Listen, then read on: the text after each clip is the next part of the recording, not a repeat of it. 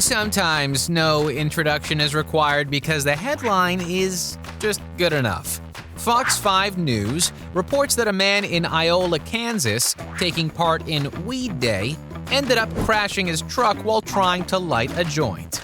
The Allen County Sheriff's Office in Kansas said the 30-year-old was behind the wheel of his Ford Ranger on April 20th. You know, Hitler's birthday? But, more widely known as 420. #Blaze It. The man told authorities that he was driving with his knees and lost control as he was driving home from work. Somehow, the man did not hit any vehicles even as he crossed 3 lanes, went into a ditch, and slammed into a cement culvert, a large fence corner post, a telephone junction box, and a utility pole. Not wearing a seatbelt, he was tossed around inside the cab and received minor injuries, authorities said in a Facebook post. The driver was taken into custody and charged with possession of various drugs and paraphernalia. Good thing he wasn't celebrating the 4th of July while trying to light up fireworks.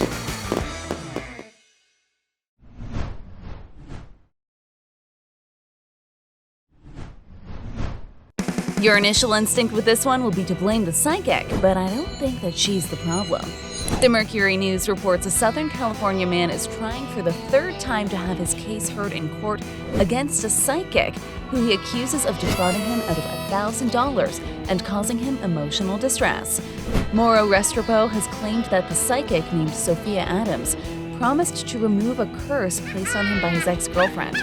He found Miss Adams' business in September 2021 after searching for psychics through Google to help him in his relationship. Restrepo says Adams led him through a tarot card reading, then told him he had bad luck. This bad luck was placed on him by a witch hired by his ex-girlfriend, according to the suit. Restrepo said Adams then offered to sell him a crystal for $5,100 that would remove the bad luck. Restrepo gave Adams $1,000 as an initial deposit. Gary Allen Kurtz, an attorney for Adams, said his client was willing to give Restrepo his money back if he didn't want the crystal. But despite the case having been dismissed twice so far for lack of evidence, Restrepo is carrying on, seeking $25,000 in damages.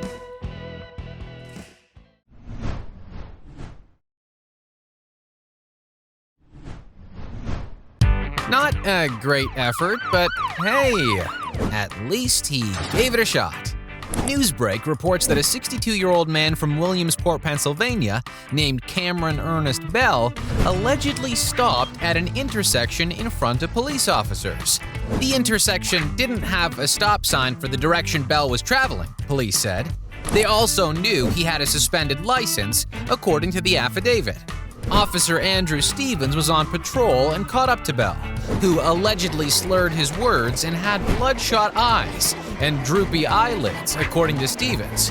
Officers went on to locate a half ounce of methamphetamine in Bell's sock and a baggie of crack. They also found a crack pipe in one of his pants pockets. Bell then told Stevens the pants weren't his, and he was unsure how the meth got into his sock, according to the report. Bell allegedly refused a blood test, was taken into custody by Stevens, and charged with a whole bunch of stuff. But hopefully those pants can be returned to their rightful owner. They must be so worried.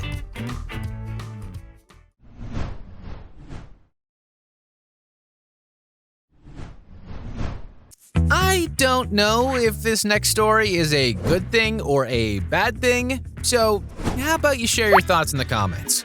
The Record reports that Parliament in Spain has banned comic bullfighting events featuring dwarves dressed in costumes, in a decision applauded by disability rights groups but condemned by the few surviving performers. Dwarves in Spain have long dressed as firefighters or clowns to chase bulls without killing them, at public spectacles designed to be humorous. The tradition stretches back decades, but has declined in popularity. This ban brings Spain in line with the European Union directives on discrimination against disabled people, and was hailed by campaigners. But a handful of the few remaining performers staged a protest in front of Parliament to express their condemnation of the ban, claiming that the bullfighting brings them respect. They also say that without the shows, their livelihoods are at stake.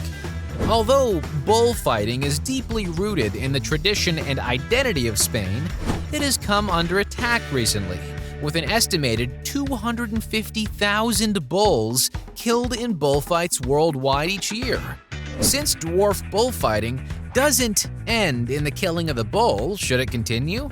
Or do you consider it public mockery of the disabled? Share your comments. If you want to see all our videos about real news stories that are funny, stupid, or weird, click the subscribe button below. I mean, hey, my cat's gotta eat.